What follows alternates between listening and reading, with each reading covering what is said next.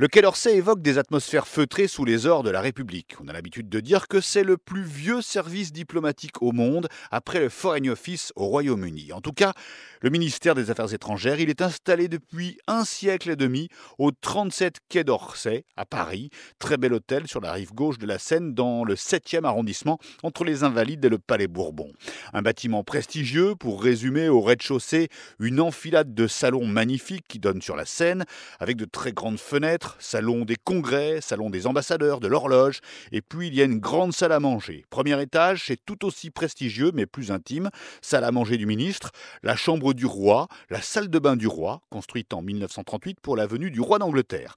De l'autre côté de la Seine, des jardins, très beaux là aussi, et après tout autour des jardins, les bâtiments qui abritent les services du ministère. Là, on y trouve les grandes directions, notamment par région du monde, la direction des Amériques et des Caraïbes, des sous-directions comme celle de l'Afrique australe.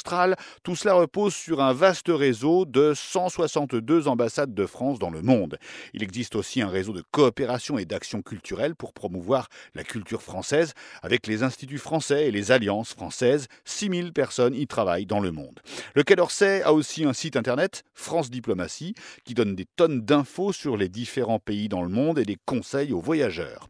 Il y a aussi 3 secrétariats d'État sous l'autorité du ministère: secrétariat d'État aux affaires européennes, au développement et à la francophonie, et puis nouveauté depuis Laurent Fabius, le commerce extérieur. Le Quai d'Orsay, c'est aussi un langage diplomatique. Chaque mot est pesé dans les communiqués ou les communications, il faut savoir traduire.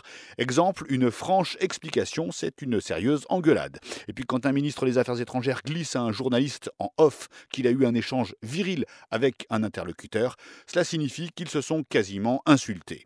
Ministre des Affaires étrangères, c'est un très beau poste dans la hiérarchie du gouvernement.